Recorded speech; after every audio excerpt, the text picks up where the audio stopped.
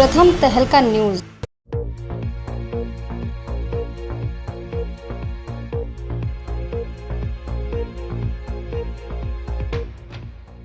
यमुनानगर के गधोला टोल पर भारतीय किसान यूनियन के नेतृत्व में किसानों ने 3 घंटे के लिए सांकेतिक धरना देकर टोल को फ्री करवाया। किसानों की मांग है कि गेहूं पर सरकार किसानों को 500 रुपए बोनस दे, क्योंकि बेमौसमी बरसात के चलते किसानों की गेहूं पूरी तरह से तबाह हो चुकी है और ऐसे में वर्ल्ड मार्केट में 3000 के करीब गेहूं का रेट है, लेकिन यहाँ तो किसान महज 500 रुपए ही बोनस मांग रहा है। इस बात को लेकर किसान धरने पर बैठे थे, लेकिन वहीं किसानों ने इस टोल पर बैठते ही टोल को गुंडा टैक्स बता दिया और कहा कि टोल प्लाजा से 15 किलोमीटर तक के गांवों को टोल मुफ्त कर देना चाहिए, नहीं तो इस बार फिर से भारतीय किसान यूनियन टोल को पूरी तरह से मुफ्त करवा कर ही रहेगी। यूनियन के लोगों ने टोल को अपना घर बताते हुए कहा कि उनके मकान टोल पर बने हुए हैं और सरकार को जल्द ही इस पर संज्ञान लेना चाहिए, नहीं तो ये टोल बड़ा आंदोलन का राह बन सकता है।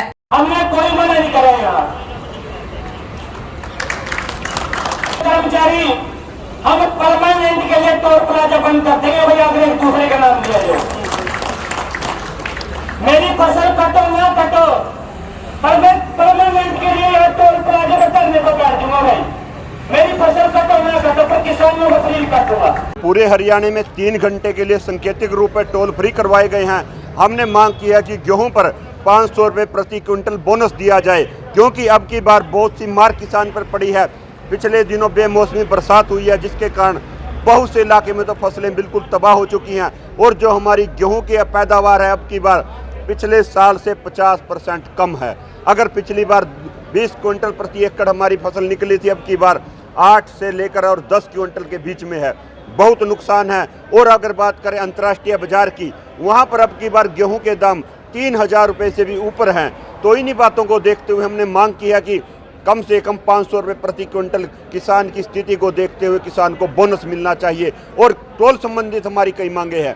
ये गुंडा टैक्स लगा दिया गया हम जनता के लिए। सरकार होती है सुविधा के लिए, रोड बनाया जाता है जनता की सुविधा के लिए, लेकिन अगर इस रोड पर कोई 5 किलोमीटर चलता है, कोई 3 किलोमीटर चलता है, कोई 2 किलोमीटर चलता है और उसकी जेब पे 200 रुपये का डक्का पड़ता है, इसके लिए भी कि 15 किलोमीटर के एरिए का टोल फ्री होना चाहिए, जैसे टोल पहले करता था।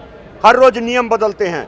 पहले एक नियम था कि जब हम टोल से निकलते थे हम दोनों तरफ का टोल कटवा सकते थे, उसमें हमारे को कुछ छूट मिलती थी, कुछ फायदा होता था। वो बंद कर दिया, कहते हैं एक साइड का कटेगा, एक साइड का कटवाया। फिर आप एक और कानून लिया कि फास्ट टैग, जिस पे फास्ट टैग होगा उसका 80 रुपये लगेगा और जिसके पास फास्ट टैग नहीं है उसका 180 लगेगा। ये कैसी गुंडागर्दी? आखिर पैसा तो उसने भी दिया।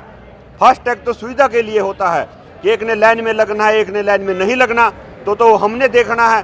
तो ये सारा नियम गलत है, इन सब को बदलना चाहिए। रूप में है, जब दिल्ली आंदोलन किया था, पहले रैलियां की थी, धरने प्रदर्शन किए थे, ज्ञापन दिए थे और फिर बड़ा मोर्चा लगा था।